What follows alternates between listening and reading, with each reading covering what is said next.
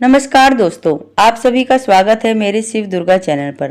दोस्तों, आज की कहानी हनुमान जी की कहानी है, जिनकी माँ एक अप्सरा होकर कैसे हनुमान जी की माँ बनी थी। चलिए दोस्तों, शुरू करते हैं इस अनोखी कहानी को। एक बार देवराज इंद्र की सभा स्वर्ग में लगी हुई थी। इसमें दुर्वासा ऋषि भी भाग ले रहे थे।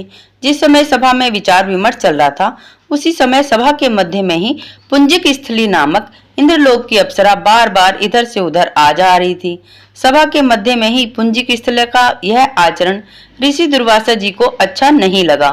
दुर्वासा ऋषि अपने क्रोध के लिए वैसे ही काफी प्रसिद्ध थे। पुंजिक स्थली के आचरण से क्रोध में आकर दुर्वासा ऋषि ने कहा, तुझे देव सभा की मर्यादा का ज्ञान नहीं? तू कैसी देव अप्सरा है जो वानरियों की तरह बार बार आ जाकर सभा में बाधा डाल रही है? जा, अपनी इस आदत के कारण तू वानरी हो जा। दुर्वासा ऋषि का शाप सुनकर पुंजिक स्थली सन्न रह गई। उसके आचरण का यह परिणाम होगा, वह सोच भी नहीं सकती थी। पुंजिक स्थली ने दोनों हाथ जोड़कर मुनिवर से क्षमा मांगते हुए कहा कि मुझे क्षमा करें मुनिवर, अनजाने में मैं सभा में गलती कर बैठी। कृपया बताइए, अब आपके इस श्राप से मेरा उद्धार कैसे होगा? अप्सरा की विनती सुनकर ऋषि दुर्वासा जी पसीज गए और बोले, अपनी इस चंचलता के कारण अगले जन्म में तू वानर जाति के राजा विरज की कन्या के रूप में जन्म लेगी। तू देव सभा की अप्सरा है, इसलिए तेरे गर्भ से एक ऐसे महान, बलशाली, यशस्वी और प्रभु भक्त बालक का जन्म होगा। दुर्वासा ऋषि के श्राप के अनुसार पूर्व जन्म में वानर राज विरज की कन्या के रूप में पुंजक स्थली का जन्म हुआ। उसका नाम अंजना रखा गया। विवाह योग्य होने पर उसका विवाह वानर राज केसरी से हुआ। अंजना केसरी के साथ सुखपूर्वक प्रभात तीर्थ स्थल पर रहने लगी। एक बार वन में शंख बल नामक जंगली हाथी पागल हो उठा। वन में उत्पात मचाने लगा। उसने कई आश्रमों को रोन डाला और यज्ञ वेदियां नष्ट कर दी। कई आश्रम भी उजाड़ दिए। आश्रम की रक्षा के लिए राजा केसरी ने हाथी को मारकर आश्रम वासियों को डर से मुक्त कर दिया।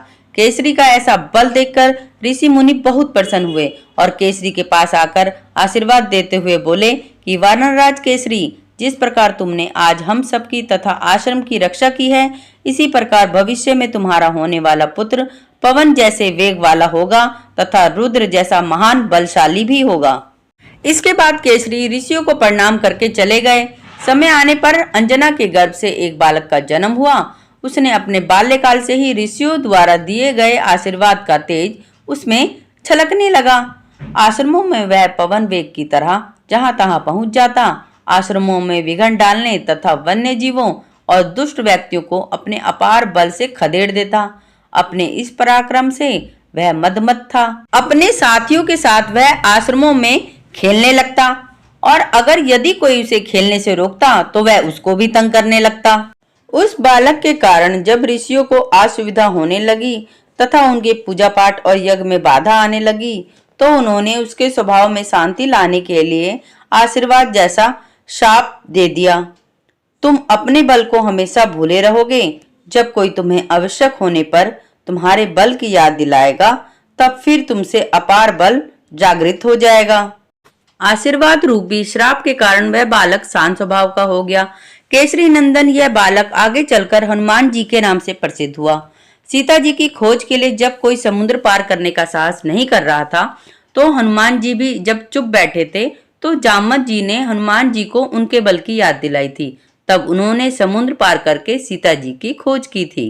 देखा दोस्तों आप सभी ने कैसे ईश्वरीय लीला के कारण एक अप्सरा हनुमान जी की माँ बनी।